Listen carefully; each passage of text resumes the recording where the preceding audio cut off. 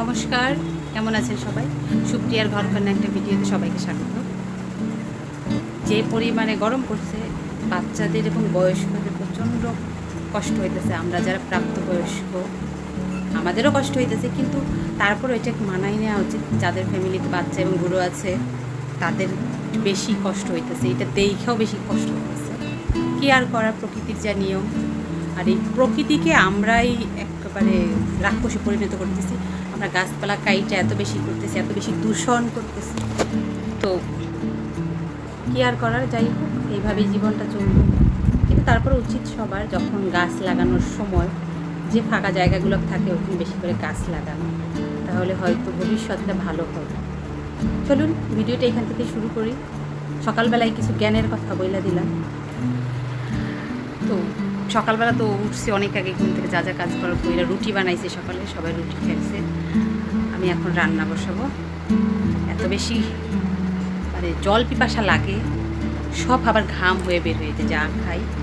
বসে বসে একটু টিভি দেখতেছিলাম, গোপাল বার হচ্ছে, তো বসে টিভি দেখলে কাজ হবে না, এখন রান্না করে যেতে হবে।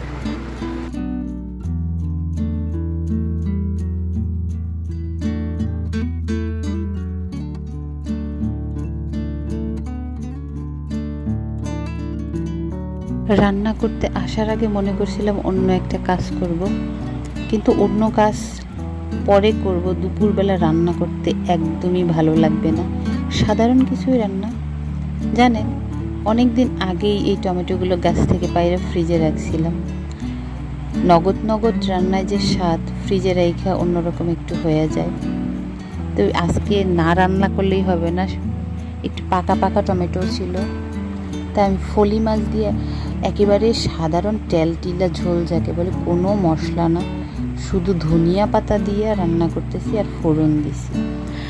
মায়ের একটু অসুবিধা হয় খেতে, কিন্তু তারপরও ওনারও পেটের জন্যই এটা ভালো।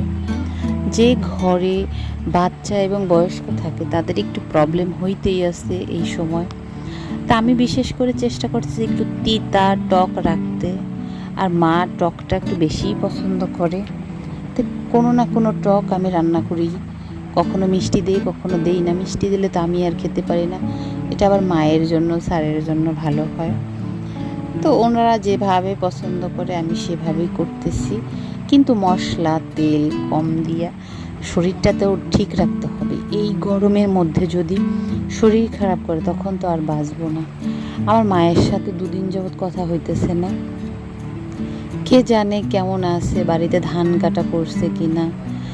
এর আগে যখন আমি বাড়িতে ছিলাম তখনও ধান কাটা নিয়ে তো মায়ের সাথে সাথে যেভাবে ওকে আমি একটু হেল্প করতাম, সেটা আর এখন সম্ভব হইতেছে না। আর যাইতেও পারতেছি না আমি এইখানেও, যেহেতু আমি একা, কাকে রেখে যাব যে মাকে যাই একটু ধানের সময় হেল্প করব, সেটাও সম্ভব হইতেছে না। এবছর মায়ের অনেক বেশি কষ্ট হবে, কারণ মায়ের শরীরটা অত বেশি ভালো না। জানি না কিভাবে কি করতেছে। আর যে রৌদ্র বৃষ্টির কোনো নেই। যারা আমাদের ধান কাটে তারা তো দূর থেকে আসে, অন্য জেলা থেকে, তারা চলে আসছে, অলরেডি ধান কাটা শুরু হয়ে গেছে। এর ভিতরে আবার আমার ভাতিজা মারা গেল, তার একটা শোক বাড়িতে আচ্ছন্ন হয়ে আছে, সবারই মন খারাপ।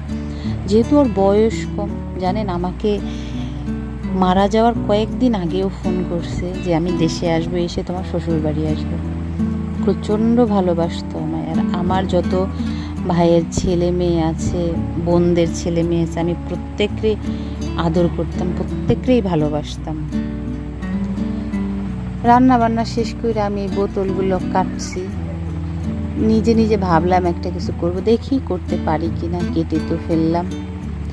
তো অনেক বোতল জমে গেছিলো, তেলের কন্টেনার জমে গেছিলো, এইগুলো কিন্তু কাটলাম। তেলের কন্টেনার মূলত আমি মরিচ গাছ লাগাই। রান্না বান্না হয়েছে অনেক আগেই, এরপর আর ভিডিও করতে পারিনি। স্যারে অফিস থেকে আসলো, মা আর ছেলে দুজনে খেলো, আমি এখনও খাইনি। কিন্তু আমি কাজ করছি অনেক। আজকে রোদ্দুরটা কম, তা আমার যে আখের ক্ষেত, সেখানে পুরনো কিছু আখ আমি এই কাইটা নিছি, যাতে নতুনগুলো যেগুলোকে চারা গজাইছে এগুলো ভালোভাবে হইতে পারে। আর করছি অনেকগুলো মরিচের চারা গজাইছে, সেইটা এখন না লাগাইলেই না। আমার ছোটো ছোটো কাপ আছে, সেগুলোকে লাগাইছি। কয়টা পেঁপের চারা লাগাইছি। এখন জল এত গরম, না পারতেছি আমি স্নান করতে, না পারতেছি গাছগুলোকে জল দিতে। একটু ওয়েট করে একটা আখ খাবো, তারপর গাছগুলোকে জল দিয়ে স্নান করতে। একটা সময় ছিল আমারে আখ ছুইলা দিত দাদা অথবা মা, তারপর আমি খাইতাম। এই যে গত আখের সিজনে এত আখ আনছে, আমার কেউ ছুইলাও দেয় নাই, আমি খাইও নাই। তো ঠেলায় পড়লে বিড়াল গাছে ওঠে, আমি সেই বিড়াল ঠেলায় পড়া গাছে উঠছি।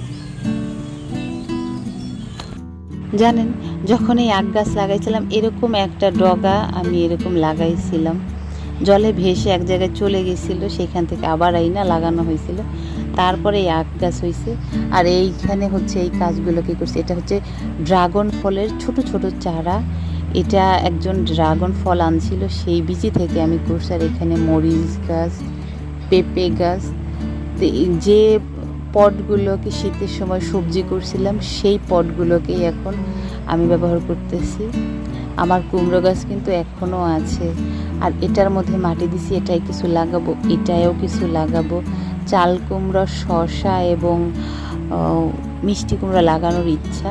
আর এই মরিচ গাছেরই চারা দিছি, বেশ ঝাল আর এত সুন্দর একটা গন্ধ আছে। এরকম যদি ধরে 4-5টা গাছে 100% মরিচ আর কেনা লাগবে না। আর এই হচ্ছে আমার ক্যাপসিকাম গাছটা, দেখা যাচ্ছে কিনা বুঝতেছি না, ছোট ছোট ক্যাপসিকাম হয়েছে, জানি না এটা কত বড় হবে কি হবে না। আমার বেশ দেরি হয়ে গেছে স্নান করতে, ঠিক এখন 5:30 বাজে। আমি স্নান করে এসে আগে খেয়ে নিই, তারা তো অনেক আগেই খাইছে।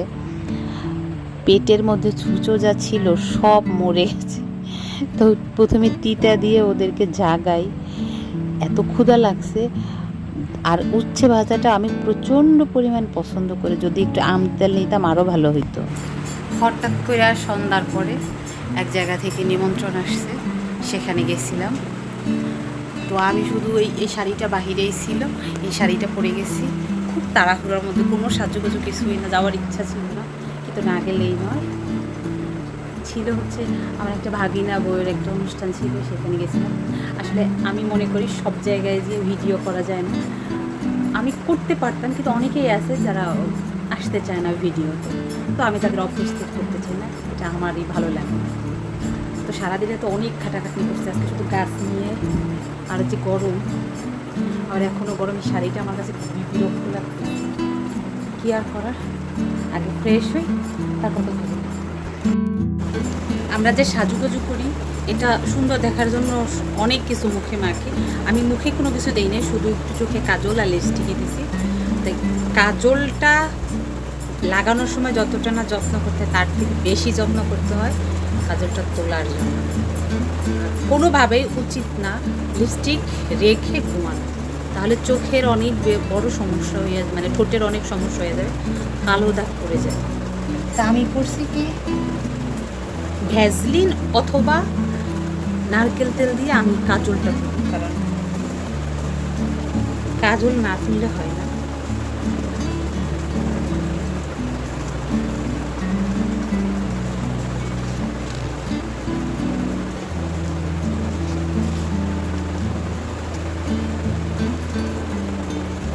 ব্যাস ক্লিন হয়ে গেল।